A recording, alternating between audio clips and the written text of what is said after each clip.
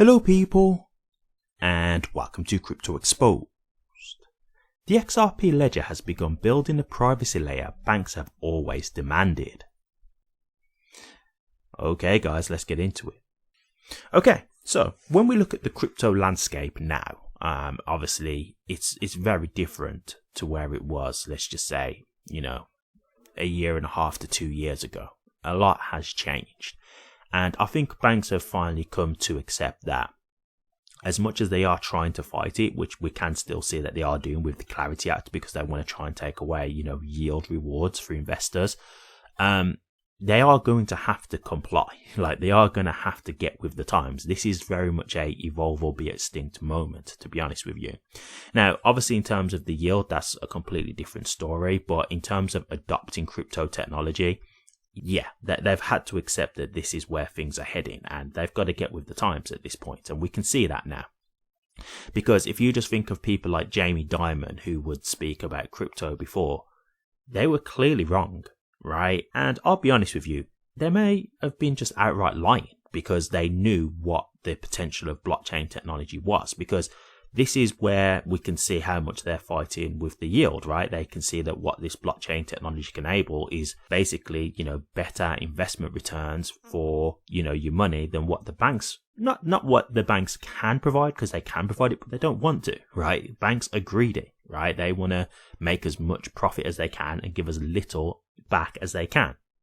And that's basically what this is all about in terms of the whole, back and forth with the Clarity Act. It's really just greed. It's not a thing of, the banks can't afford to do this stuff. They can.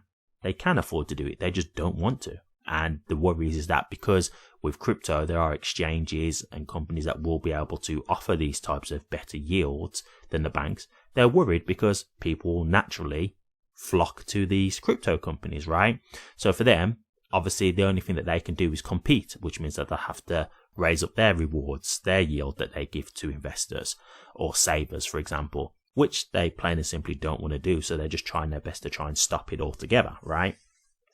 But yes, this is where we can see here the XRP ledger is actually beginning to build the privacy layer that the banks need, what they want.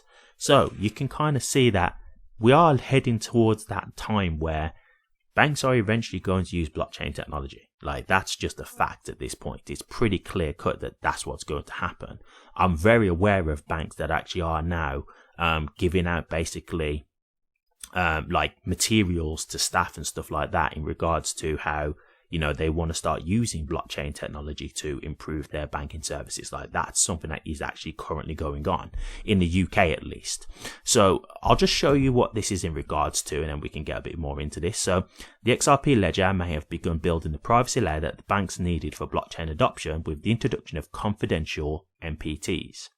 The XRP Ledger Developer Committee is working to introduce the Confidential MPT Standard in brackets XLS-0096, which would bring transaction privacy to issued tokens on the network.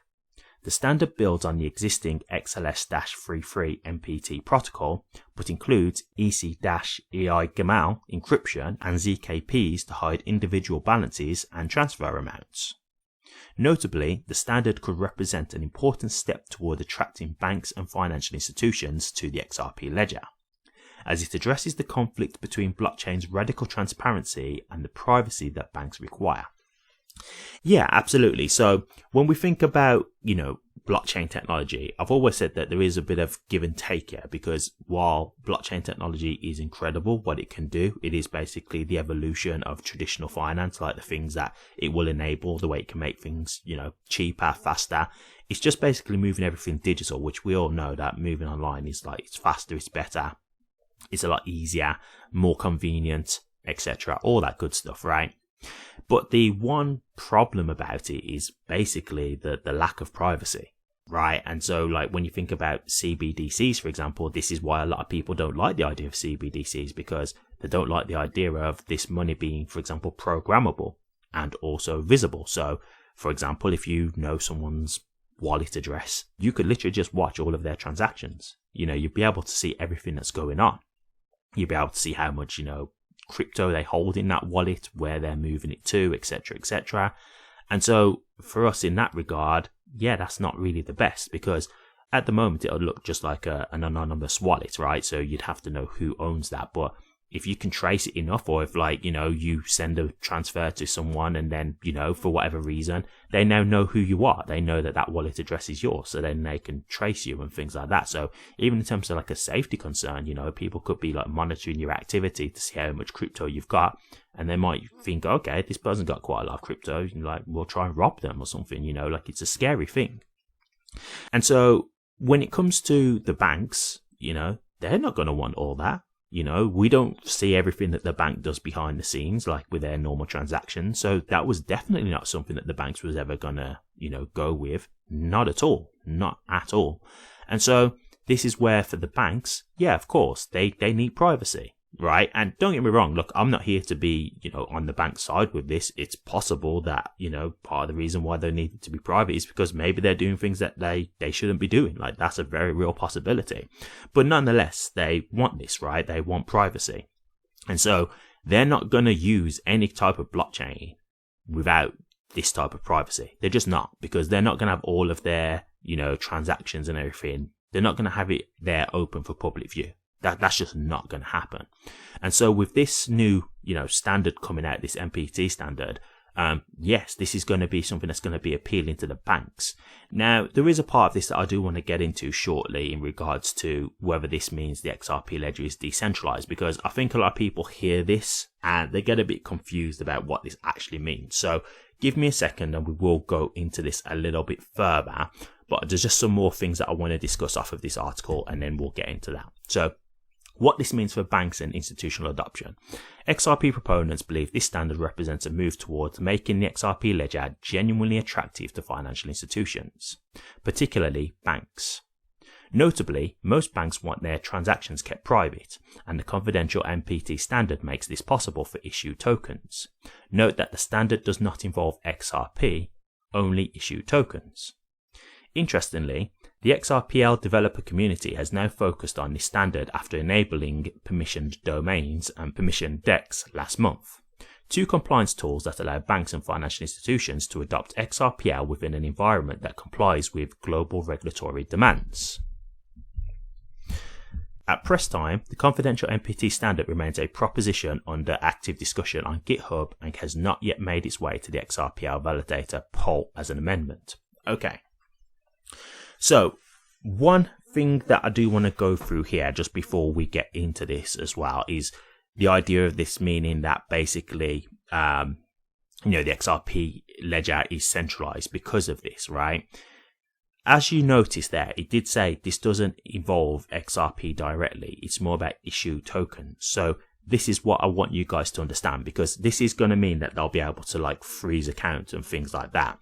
But it's going to be within a controlled environment. So it's not going to be in regards to the XRP ledger as a whole. So let me explain what I mean by that. So let's say the banks create, let's just go with JP Morgan, right? Let's say JP Morgan start using the XRP ledger and they create their own token on the XRP ledger, right? So let's just say, for example, JP Morgan create the JPM coin, and that's issued on the XRP ledger. So you're given JPM coin. This is all used and transacted over the XRP ledger.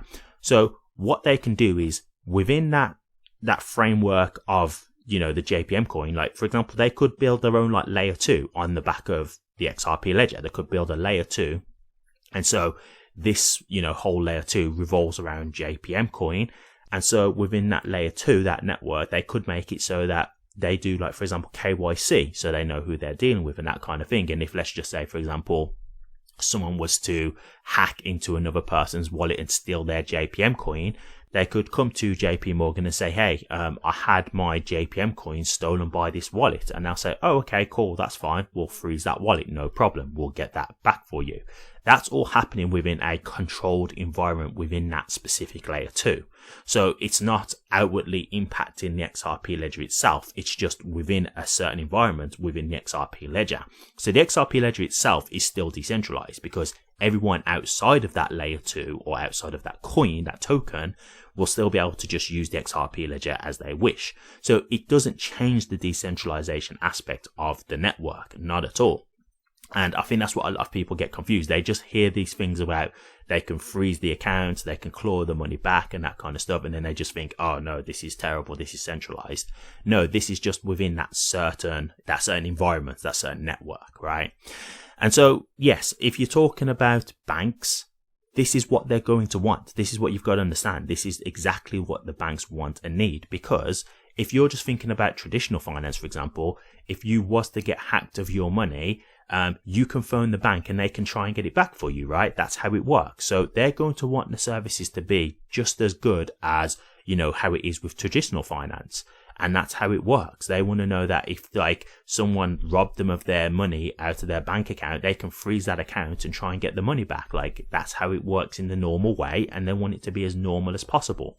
So this kind of standard that they're trying to propose, yeah, absolutely. This is absolutely going to be something that the banks are going to want. In terms of using blockchain technology. And we know that Ripple have always been aiming at banks and institutions. Let's just be honest, a lot of people call it the banker's coin. I wouldn't go that far, but we know that their client base has been banks and institutions, right? That's the whole point of the cross-border payment stuff that they've been doing, Ripple Payments /ODL. That's who their core client base were, right? The banks, the institutions. And so, yes, they're trying to make the XRP ledger as appealing to them as possible because that's their core target audience, right? It just makes sense. And this is where we're talking, guys. If you want a big institution, you want to have these banks and all these institutions using the XRP ledger, well, this is what it's going to take. But as I say, to be honest with you, a lot of people worry about this over nothing, because if you're not using that network or that coin, you're not going to be affected. This doesn't affect XRP directly anyway. And that's where I think a lot of people get confused. So to me, I'll be honest with you, I think this is huge. And look, if you guys are with a bank, and let's just stick with JP Morgan, you guys might be like a JP Morgan customer, and eventually they just tell you, look, we've moved on to the blockchain now, so we're going to issue a lot of this through the JP Morgan coin and whatever. So you might just end up into the JP Morgan coin, whether you like it or not, just by being a customer, because they're going to just eventually move on to the blockchain. And I think that they'll try and naturally roll their customers onto the blockchain as well. So I think it's just going to be a natural progression into this regardless. So it's something that for a lot of people, they'll probably just experience anyway, naturally. So yeah, to me, as I say, if we're talking about the evolution, this is where you can see banks are acknowledging that they need to move on to blockchain, but it also shows you that, Ripple are trying to make it attractive for, these banks and institutions to use XRP ledger, which is massive. That's what we've wanted, right? That's what we talk about with mass adoption, that kind of thing, banks, institutions, etc. Trying to use the XRP ledger, getting that usage, getting that volume. This is it, guys. This is what's going to help with that. So look, you may not like the idea of it, the privacy aspect and stuff like that, but that's what banks have always done. That's nothing new. This isn't a thing where they're getting any kind of special treatment, because it's not like you could go to a bank now on their website or anything and just see all their transactions. You can't. So it's not like you're going to see that now. That's just not going to happen. So yeah, to me, I think this is obvious, to be honest with you, and it's a good step in terms of trying to get this forward. I think this will get, put through, because this is, again, just shows you the decentralization of this. This has to get put forward to the validators, and they have to agree on whether they're going to put this through or not. So it doesn't mean that this is necessarily going to be accepted. If the validators don't like it, they can all downvote this and then it won't go through. That's it. So that's decentralization right there. But I think it will go through, because everybody knows this is for, the betterment of the XRP ledger ultimately. This is what's going to attract a huge base. Banks, institutions, it's going to bring them to the XRP ledger. So yeah, I do think they'll vote for this to go through, of course. It makes sense. So real big stuff here, and definitely something to keep an eye on, because this could be, along with the Clarity Act, the thing that brings all the banks over to the XRP ledger. Very possible. I'm not saying every bank, I don't know, but it could bring a lot of banks to them easily, because it is good technology. So it would make sense. So very interesting here, definitely. I'll keep an eye on this, and if I get anything new, I'll be sure to update you. Thank you very much for watching this. Please remember to like, comment, and subscribe, and hit that bell. Take care.